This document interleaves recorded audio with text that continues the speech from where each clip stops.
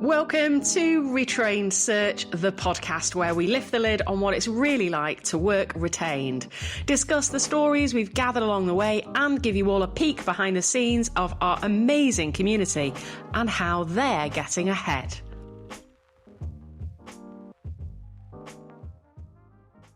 Hey everyone, hey Lou. Hi George. Welcome back to what I am now, it's episode 2 of what I am now reliably informed is called Retrained Search, the podcast. Do you like it?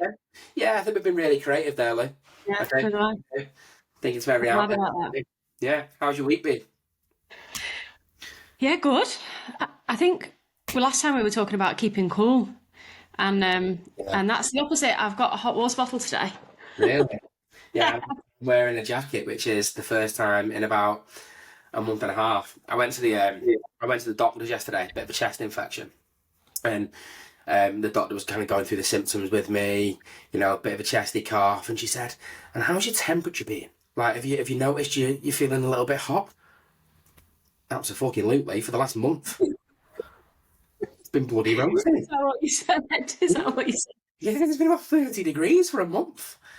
How are you feeling though now? Are you feeling better? Yeah, all right. I've got me doxycycline. Yeah. Oh God, I'm getting there, hopefully, on the road to recovery. I've been sounding quite husky recently. I did notice that. Yeah, I know. So, some people like it. Maybe the husky voice is the thing that's working, you know? Yeah, I don't know. maybe. We've had Sarah's wedding, our marketing director, since we last spoke as well, haven't we? No, we have. I think we have. Is that since then? Is that only a week ago? Yeah, it is. It is since then. And actually, Ben Brevitt, who is in the background somewhere here, producing Retrained Search, the podcast, has got a lot to answer for when it comes to me. Because the man that doesn't normally drink, he drunk. Oh my God, did he drink? Yeah, I drunk a lot. I've never seen you drink that much, Jordan. Ever. No, I worked out. I think I have 40 measures of rum, at least. Yeah.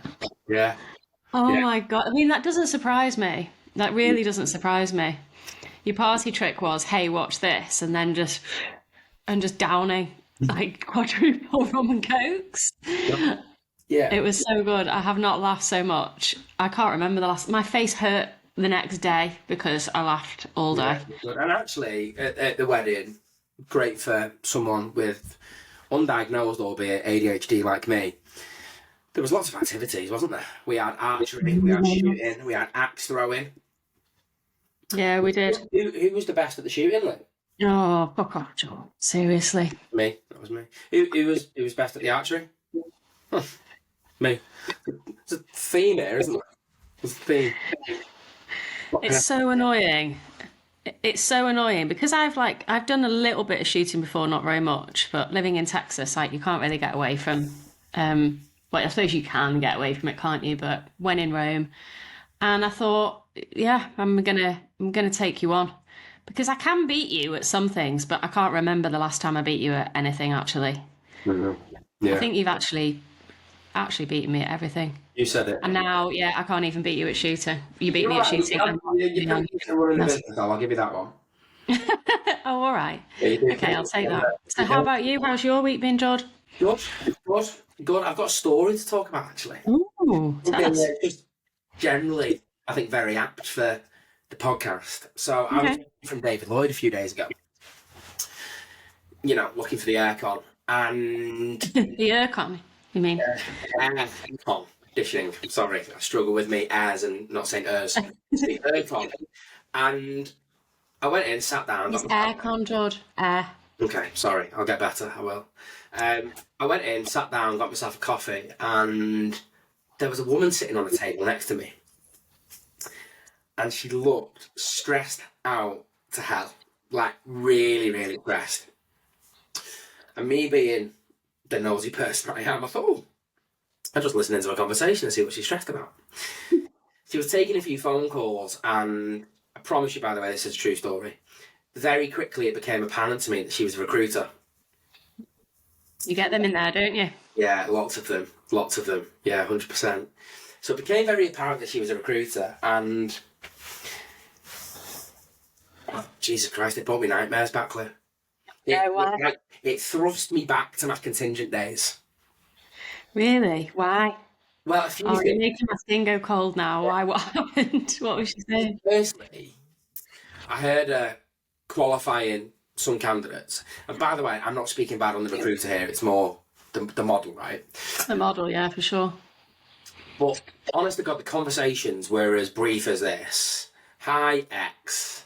I've come across your CV. I really like the look of it for an X job that I'm working with X company. What salary are you looking for? Straight in there. What's your notice period? I think it gets worse. I'm not kidding. Great. I'll send your CV across and I'll let you know when I've got feedback. Yeah. And in like probably a 5 or 10 minute period, there must have been 4 or 5 of these calls. No way. And it reminded me of them KPI driven days where the thing that was important wasn't customer service, solving problems, doing a great job. The thing that was important was kind of putting a tick box in that KPI and saying I've sent X number of CVs to X number of jobs today. And then it gets even worse, right? And I really felt for her. Because then a phone goes and she says, oh, hey, whatever the name was, really nice to hear from you. Are you all set to start tomorrow? Oh. Yeah, and I thought, shit, I know what it means when the candidate is meant to start tomorrow called the day before. The day before. Yeah, exactly.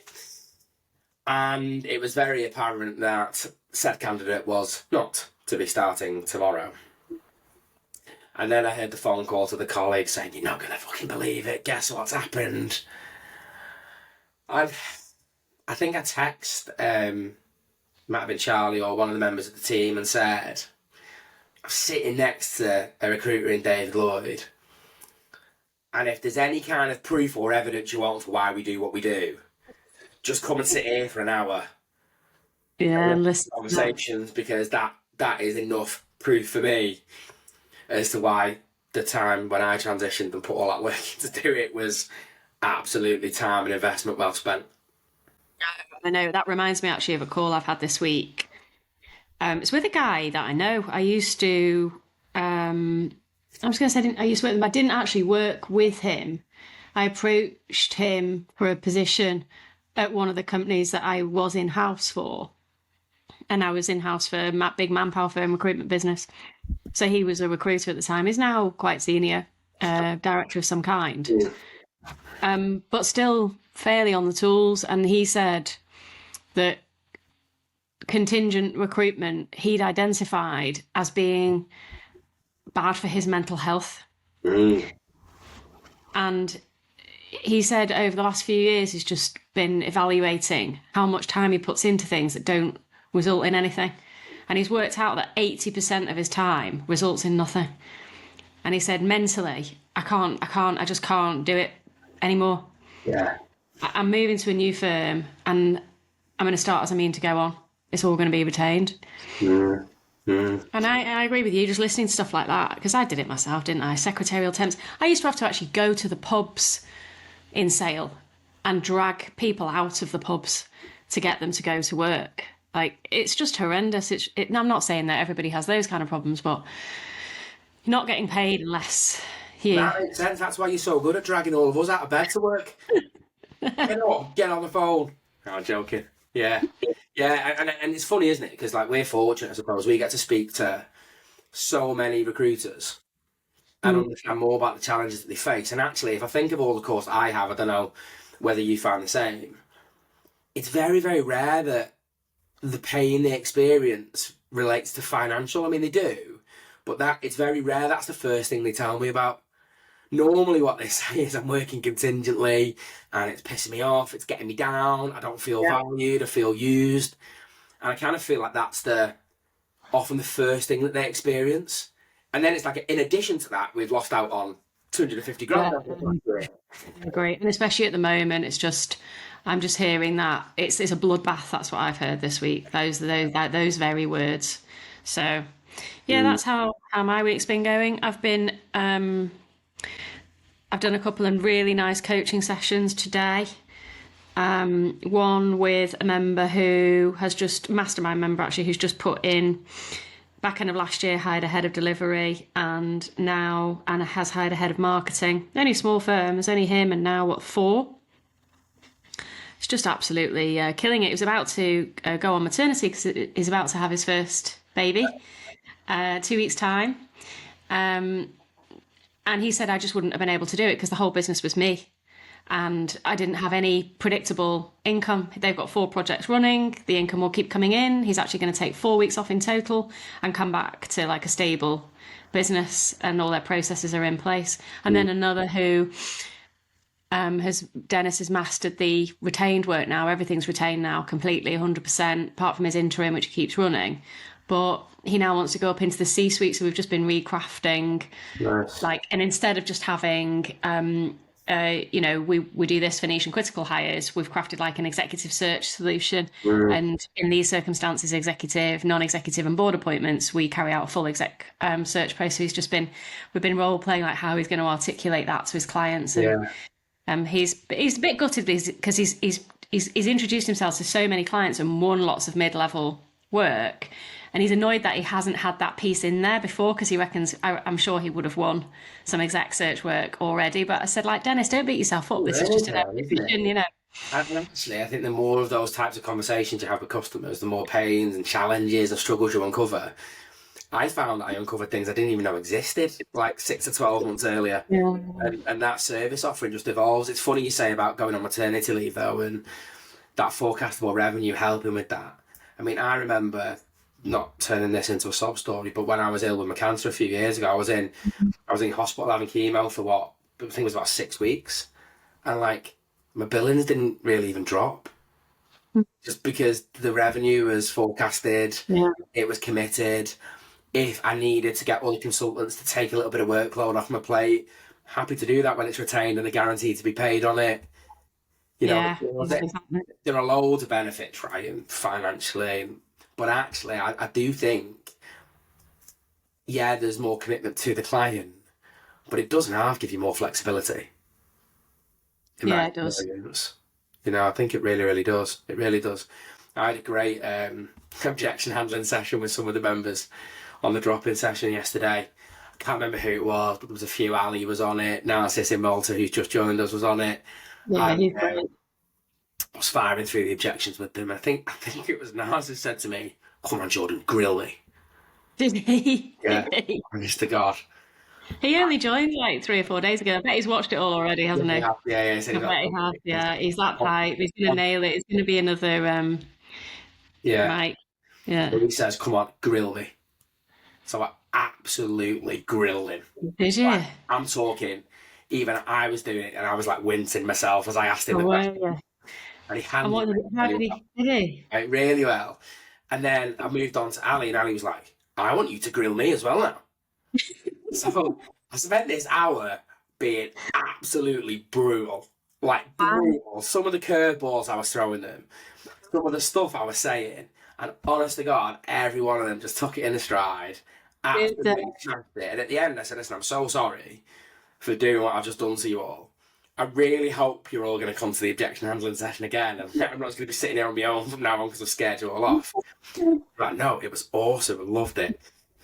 It was a really great session. But it's important, I suppose, in the market at the moment that they're able to think on their feet as well. Yeah. And they demonstrated that in absolute abundance. So yeah, it was really, really great.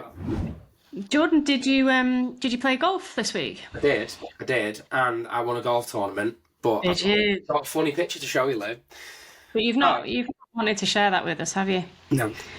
Along with my archery win, my shooting win. So I won a golf tournament. It's the biggest golf tournament in the world, probably called the Masters. And at the end of the Masters, the winner gets given a green jacket. It's like a green blazer. It's like tradition, right? So I won this golf tournament, and part of this golf tournament is you get given a blazer. The problem is, not many people require a blazer the same size as the blazer that I require. So here is a picture of me in said green blazer. God. Yeah. It looks like you've got like my jacket on or something. So it was one of them where basically I couldn't bring my arms in because if I did bring my arms in, it was no longer going to be a blazer, it'd be a gilet. So yeah, so good weekend, good win. Not so good blazer. No, what have you done with the blazer? You're going to frame it instead, maybe, of wearing it. Go up in the wardrobe. I can't keep it forever. I have to pass it on to the next victor. Oh, So, right. So you best not put it on again then. yeah, hopefully they're 5'8" midget and it'll fit them, unlike me. That's the aim. That's the Well, aim. congratulations on your win. Anyway, it's the winning that counts, isn't it? It is, absolutely. I've got a blazer. They've not at the end of the day. So let's move on to professional stuff. Yeah. I had a really good conversation, a catch up with our good friend Dave Wolstenholme at Brand Me Better earlier today. Very good friend. Yeah, absolutely. And he was telling me about somebody he just started working with who had said, and I just thought it was really relevant for what we do and hopefully what our listeners are going through as well. He was telling me that this individual had been a recruiter for a long, long time. And had said he'd always been pretty successful, ran a successful business. He had his ways of working that had worked over a very, very long period of time. And all of a sudden he felt thrust into an environment where that needed to change and he needed to adapt and level up. But that he didn't feel equipped because he hadn't had to change. He didn't know what tools he needed, what skill set he needed. He didn't have the support around him, and he really wanted to change that and kind of level up.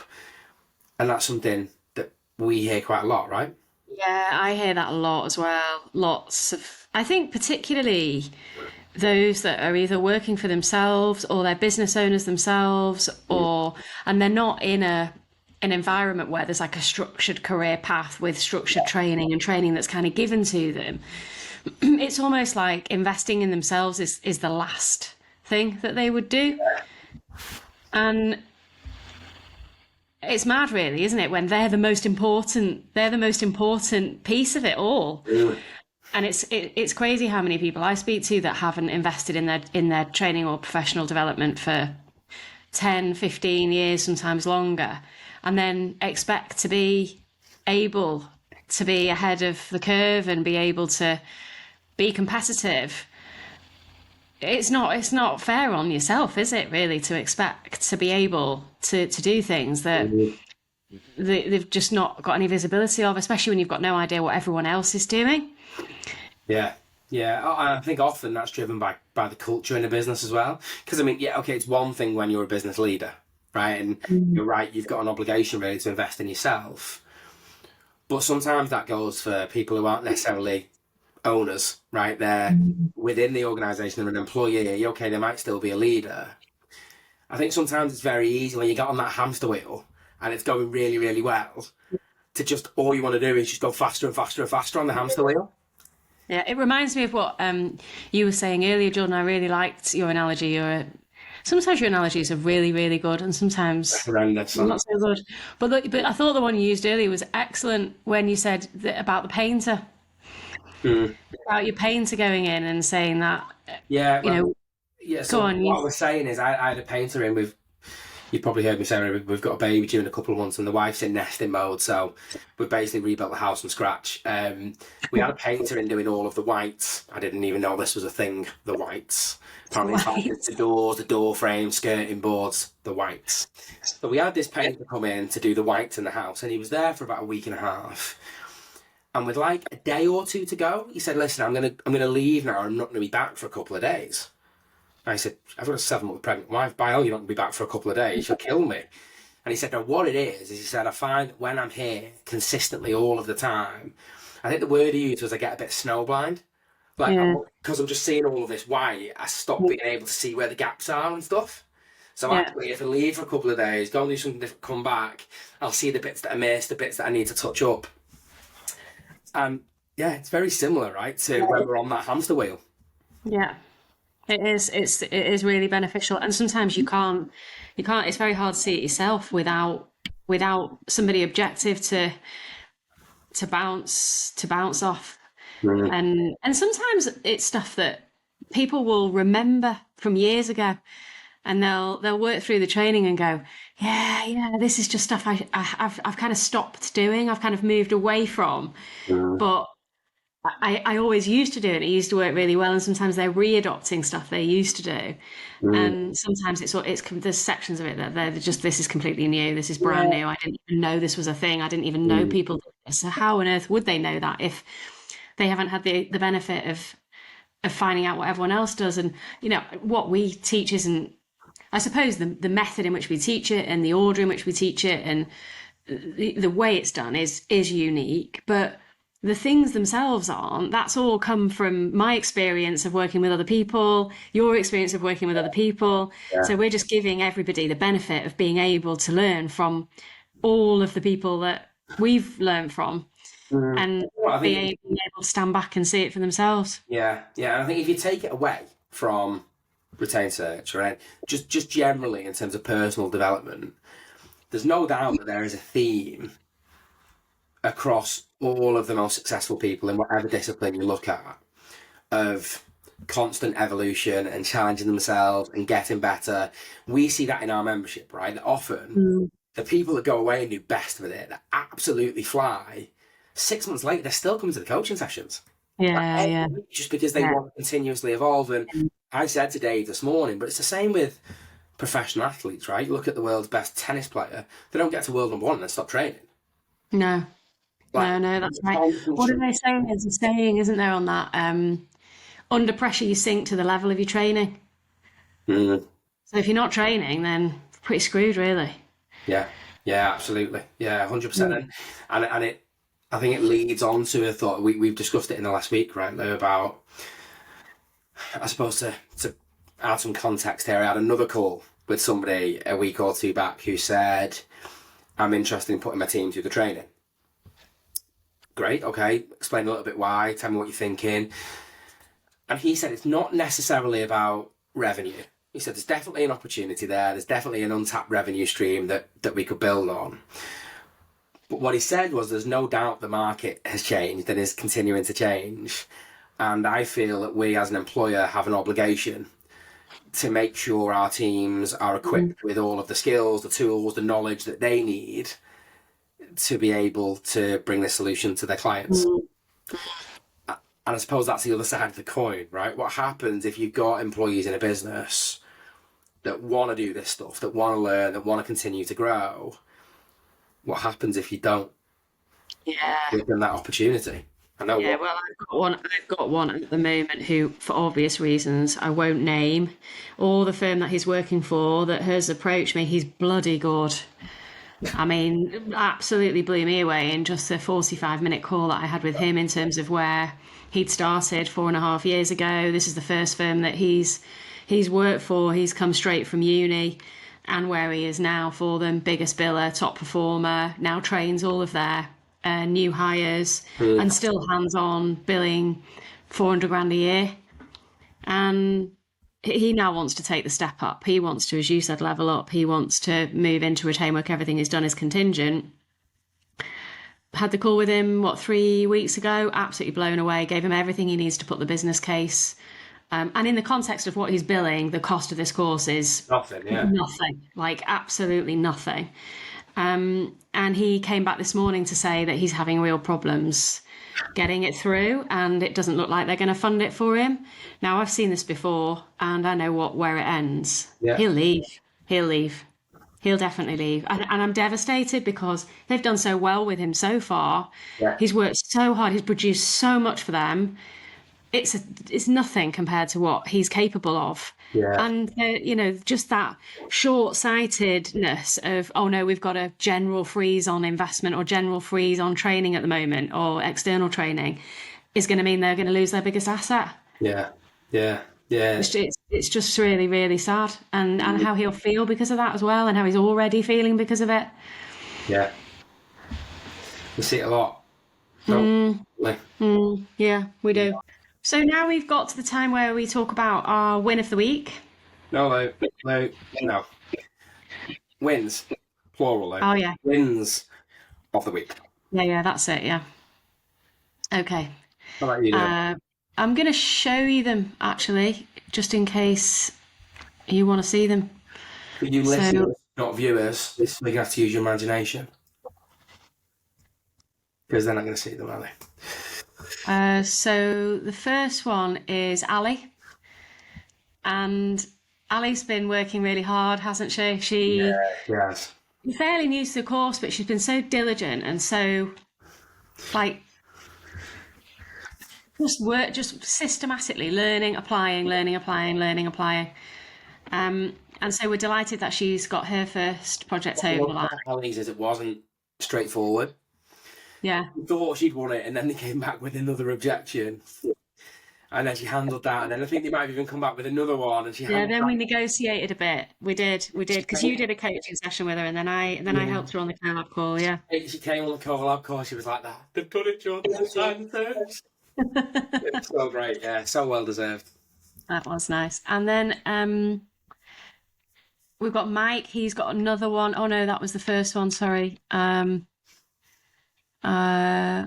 there we go. Another in the bag from Mike. So we talked about Mike last time because he'd won his first project, and now he's got another one in with a brand new client in a brand new space. He's never recruited him before. Yeah, he's doing really well, isn't he? He's doing really well. Yeah, and And you with then, Mike, the first time I ever spoke to him, I just knew he was going to fly with it. yeah, I did. Yeah, I did. I did because he was saying on the call, on the sales call, when he first was looking at the course, he was like, "So how long does it take for people to start like moving with it and start converting work to retained?" And I was saying, like, it really varies. You get some people that it's a few days, they binge watch it and they just start putting it into practice straight away. And some people like want to take their time and just get all the pieces in place before they actually start doing it. And I said, don't worry, don't worry if it takes you a bit of time. And he's like, no, I'm not worried it's going to take me a bit of time. I want to be the fastest. I want to be the one that does it the best, the quickest. I want to beat everybody else. So yeah, he's like, I reckon he's on his way Yeah. to beating everyone else. And then Aaron, more success. Aaron, Lou, Oh shit. every time. Every time. That's because Sarah's husband's called Aaron, and it's very difficult to know, isn't it? Because it is spelt the same, is it or is it not? I know. Imagine how difficult it is for me, the person that can't say that says Urcon, to say Aaron. Yeah, exactly. Yeah. Jeez. It's like Aaron's a plant that you've put there just to try and improve my dialect. Yeah. Well, I nearly corrected you before when you said them, but it's those. But then I thought, no, that would be bad, so I didn't. You. So Aaron, Yeah, Aaron's doing really well. Yeah, he is, and he's got a target of 10 before the end of the year, which is good.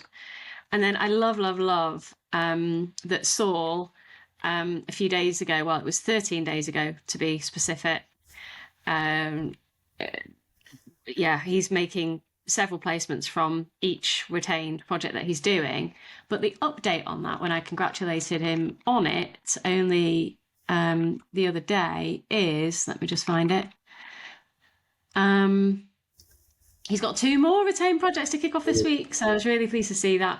And what he said appropriately is that he's reminded how important it is to optimise every opportunity when vacancy numbers are modest, and that's exactly where a lot of people are right now. That he asked himself, what is the best, most reliable way to increase billings? Is it by taking on a greater number of vacancies or simply filling a much higher proportion of the roles that he takes on? It's not. I mean, that's not rocket science, is it? No, the latter solution depends much less on elements that are beyond our control and leads to a far more rewarding and less stressful working environment. So I don't need to read out the second sentence. It sounds like a convert to me anyway. It's funny, we talk a lot, don't we, about mindset, and honestly, it's such a huge part of it. When people win the first, when the mindset starts to shift. Yeah. Those pesky. You can see it happen, can't you? You can hear it in what they're saying. You can hear it in the change of language. You can. They're just like they have like a new sense of life as well. They're brighter. Like the weight's starting to lift off them. They can see like a future that's calm and sustainable and pesky contingent days. It's pretty amazing, really. It is really amazing. I mean, I've just welcomed 2 new members into the mastermind, Rob and Gemma, who did the foundation course about 2.5 years ago. And they said, well, they've gone from 100% contingent. I mean, it sounds like a sales pitch. That's not why I'm saying it. It's just, they said it's absolutely changed the game. It's changed the game completely for them. They thought they were going to have to just graft until they wore themselves out for the next couple of years and then just like wind the business up and move into like something else and try and find something Yeah. else. They didn't see their business as something that was, it had a lifespan and it was gonna have to die at some point. And now, Mm. like they've got a future. They're moving into the C-suite. They're grown ups. Their children are moving out of toddlerhood and into being more self-sufficient and not quite as hard work. And they can see a future and a life in a business that they're really enjoying. Yeah, and do you know what? It's not a sales pitch, right? Because what we're selling is the idea of moving to Retrained. Whether it's Yeah. us, whether it's somebody else, people do that with. That's Yeah. cool. Yeah. What we're saying is, when people say the grass isn't always greener, we're on the other side of that fence, and let me tell you, it's green and it's bloody lush. It's definitely greener. Yeah. It is. Yeah, I agree. Okay, cool. And so what problems have people been facing? George, what have you been helping people with? Is there anything in particular that could be helpful for our listeners? Yeah, so lots of things in the past week, Lou. One thing I think that really stood out is somebody asked me about, I suppose, just a little bit of a analysis, opinion, whether I have any stats behind it.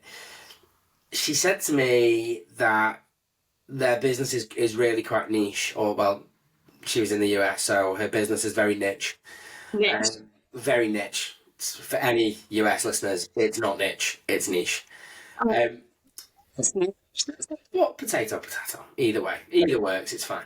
So anyway, what she's saying is they do a lot of work in the PE space, investment banking, and I think they were very, very focused by memory on operations roles. It was pretty much all that they did was operations in private equity. And what she's found is that the more great work they do for customers, the more customers are coming to them as a business with problems in different areas. Can you help us in sales, or can you help us in finance, or whatever it might be, technical roles within some of their portfolio companies, lots of different opportunities. And she didn't know from a business development perspective whether they were best to diversify, to broaden the scope, or whether they were best to remain as niche as they have been. So I'm going to pass that one to you, Lou. What do you think? Yeah, I think people can get asked it before people join the training and not so much once they've joined, which is funny, isn't it? Well, probably not coincidentally, because I think the course actually helps people to realise and see their own answer to that. So I hear it from a lot of the people that I consult with that are interested in moving to Retained. Do we need to be niche? Is it a bad thing to be too specific? And my answer to that is, I think, in my experience, it's a bit risky. And I have seen people caught out by being too niche. The firm I worked for a long time was very, very niche and very nearly went under when the oil price crashed. Everything just fell off a cliff because it was so niche in development projects in oil and gas. And when the oil price crashed, every single development project got put on hold. Every single company that was hiring for development projects stopped hiring. And if we'd carried on that niche, then it would have been certain death. Yeah. And luckily they moved and changed very quickly, and we pivoted, and I'd started to have fingers in other pies anyway, so we moved into downstream chemicals, specialty chemicals, infrastructure, energy, process, you name it. It changed overnight. So that's why I always advise, and I've always since then had like fingers in other pies. I'll give you another example. One of our guys, Nick, I think we talked about this last time. Did we talk about this last time? I don't remember. No. One of our guys, Nick, he was very specific in SaaS, and of course the investment for SaaS firms has just completely stopped, where it's been booming for so long, and that meant that everything he had just completely stopped, and he quickly then had to move into tech, into other areas, and other people that I'm coaching, weirdly, coincidentally, another Nick, but a different Nick, who is in insurance and insure tech, and his insure tech work has just stopped completely, but his insurance work is Right. on the up. Yeah. So my advice then, a long way of answering the question, and I always advise people to not be too niche or have a niche, but then also have a few tentacles in other things as well, so that as and when that kind of drives, and everything goes through phases, everything's up and down, isn't it? Yeah. That when something slows, something else is taking off. Yeah. But having said that, it's nice to have a speciality and not be too broad, because you can't be all things to all men. And if, like Sarah says, our marketing head, if you market to everybody, you market to no one. So there's no point trying to be too broad. And I think a couple of points I'd add. Firstly, I don't think you need to go out there and look to diversify. I think if you're good at what you do and you solve problems for customers, Yeah, exactly. they'll come to you wanting help in different areas often. And it's, Which is why when people say, "Oh, one of my clients has come to me asking if I can do this, should I do it?" I almost always say yes. yeah, exactly. Yeah, do it. Just do it. If it's outside my niche, even better. Brilliant. You've experienced that, Lou, to a point over the past few years, right? The more that we've done, people in different geographies come to us, and we've gone from working in one country to probably about 30 countries. And with that, it makes our business more robust. Yeah, exactly. Yeah, different countries, different niches. Yeah. Definitely. I think there's a lot of it, but don't spread yourself too thin if you can't be all things to all men. So try and keep it coherent as well. It's nice to have a bit of a link between the two, and I was helping somebody make that link between the two. And he has like two quite different industries. One is pharma, and the other is private equity. Strangely, private equity is a nice field to be in. And he doesn't really want to stop his pharma, but he doesn't really want to stop his private equity stuff, because they're both legacies. The pharma's the legacy, and the private equity stuff's quite new but very profitable and very, very nice work. But he doesn't want to put any of them down, but he wants to grow. And so what we've just done is formed a narrative, so it makes sense that he does both of those things. Right. Yeah. So that his private equity work has been born from being asked by private equity firms that invest in pharma for his support. And therefore the two like fit quite nicely together. I work with private equity firms. That's taken me, I work with pharma, and that's taken me into private equity. And now I'm increasingly asked by private equity firms to help them across their portfolio. Yeah. So as long as there's you can normally weave some kind of narrative in that it makes sense. Yeah, that reminds me of someone with two such different kind of specialties. I don't know if I ever told you about that sales call a couple of months ago. So just to tell you very briefly, it was a funny story. I jumped on a sales call, and two people were in the waiting room. Now this happens quite often, right? Where someone's booked a sales call, they invite a colleague of theirs or their boss or whoever it might be. So they jump on the sales call, can't remember their names, let's call them John and Sarah Freeze. So I said, "Hi John, nice to meet you, Sarah. Where are you both?" Yeah, so John says, "Oh, I'm in Chicago," and Sarah says, "Oh, I'm in Chicago too." And I thought, "Oh, great, no problem." So they're going on, and I'm thinking they both work in the business together. So I said, "Tell me a little bit about yourself." So John says, "Well, I've been recruiting for X amount of years. I specialise in plastics." And Sarah says, "I've been recruiting for X amount of years. I've been on the call with him for about 30 minutes at this point, and I recruit in fashion." I'm like, a bit weird, like same business, like fashion and plastics, like very strange. So we went on, and it got to the point, and someone said something, and I thought, this is too weird. I said, "Hang on," because I'd asked them already in the call. I'd said, "Take it you guys know each other," and they're going, yeah, of course we do. Or something like that. So it got to about 40 minutes into the call, and I said, "Can I just stop you? Do you actually know each other?" And they went, "No. Oh, no, we don't know each other. We were joking before. Like, I've never met Sarah in my life." Oh my God. Turns out John was meant to be on the call at the exact same time the following day and joined 24 hours early. So I've got John and Sarah going through this call acting like the best mates and they've known each other the whole life, and they have no clue who each other are. Oh, no. So I think, Lee, let's end again in the same way we did last time with a minute on mindset. Last time it was 7 minutes on mindset, but we'll try and keep it to a minute on mindset this time. The thing that I want to say to everyone is almost take a little bit of pressure off yourself. Like, you don't know what you don't know. And I think often people feel this real pressure to get out there and retain business, I kind of take a little bit of that pressure away and focus on where do you get the tools that you need? Where do you get the knowledge that you need? Is there somebody within your business that can show you? Is it YouTube? Is it external? Is there a training provider? Whatever it might be, rather than focusing on the end goal, focus on one step at a time. And where do you go and get the resource you need to be able to do this consistently? And what made me think of that, Lou, was Mike and his victory that he put in the group, right, where he said, you guys gave me the tools and subsequently the confidence that I needed to believe in the process. I think that's the first stage of it, is getting that knowledge.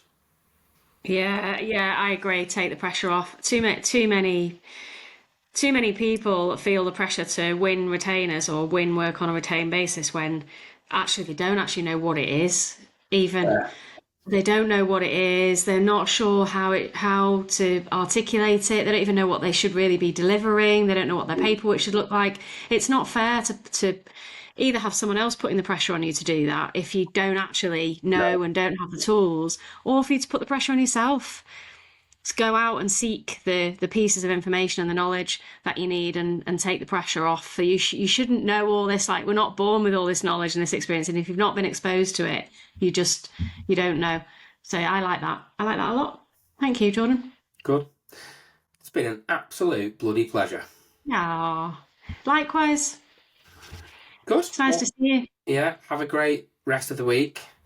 We will see you all in episode 3. Yay! Thanks, everyone. Thanks for listening. See Thanks, ya. George. Hello. See ya.